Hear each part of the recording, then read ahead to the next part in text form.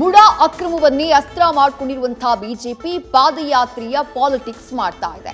ಮೈಸೂರು ಚಲೋ ಅಂತ ದೋಸ್ತಿ ಜೊತೆ ಕರೆದೊಯ್ತಾ ಸಿದ್ದು ವಿರುದ್ಧ ಗುಡುಕ್ತಾ ಇದೆ. ಅದೀಗ ಮೈತ್ರಿ ಪಾದಯಾತ್ರೆಯ ಮೂಲ ಉದ್ದೇಶ ಡೈವರ್ಟ್ ಆಗಿದ್ಯಾ, ಓದೋದ್ ಬಿಟ್ಟು ಬಾರ್ಸೋದ್ ತಗೊಂಡ್ರು ಅನ್ನೋ ಹಾಗೆ ಮೈಸೂರು ಚಲೋ ಯಾತ್ರೆ ಟರ್ನ್ ಆಗಿದ್ಯಾ? ಹೀಗೊಂದು ಡೌಟ್ ಶುರುವಾಗಿದೆ.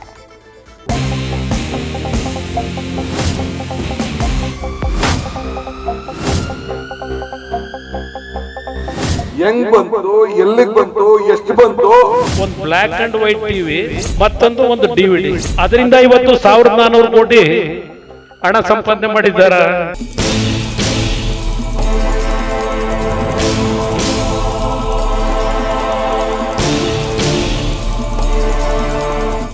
ಏನು ಮಾಡಲು ಹೋಗಿ ಏನು ಮಾಡಿದೆ ನೀನು?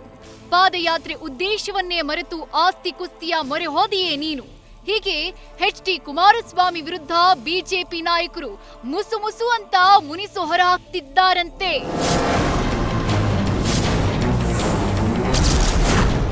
ಮೈತ್ರಿ ಪಾದಯಾತ್ರೆ ಮೂಲ ಉದ್ದೇಶವೇ ಡೈವರ್ಟ್. ಸಿಎಂ ವಿರುದ್ಧ ನಡಿಗೆ, ಶಿವಕುಮಾರ ಯುದ್ಧದ ಕಡೆಗೆ.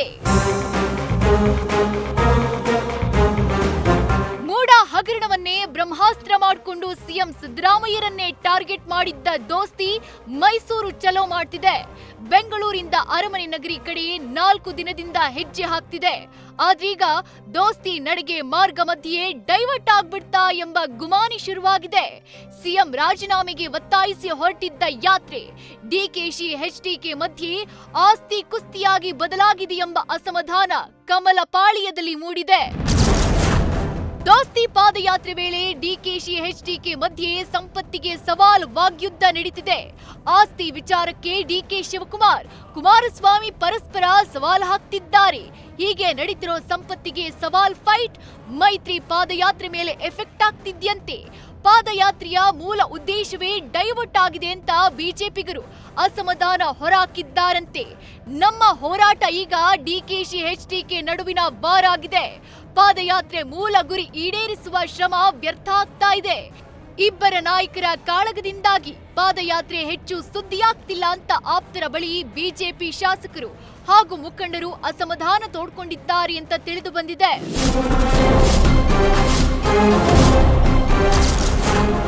ನಮ್ಮ ಪಾದಯಾತ್ರೆ ಡೈವರ್ಟ್ ಆಗಿದೆ ಅನಿಸುತ್ತೆ. ಯಾತ್ರೆ ದಿಕ್ಕು ತಪ್ಪಿದೆ ಅಂತ ಒಪ್ಪಿಕೊಂಡ ವಿಶ್ವನಾಥ್. ದೋಸ್ತಿ ಪಾದಯಾತ್ರೆಯೇ ದಿಕ್ಕು ತಪ್ಪಿದೆ ಅನ್ನೋದನ್ನ ಖುದ್ದು ಬಿಜೆಪಿ ಶಾಸಕ ಎಸ್ಆರ್ ವಿಶ್ವನಾಥ್ ಒಪ್ಪಿಕೊಂಡಿದ್ದಾರೆ.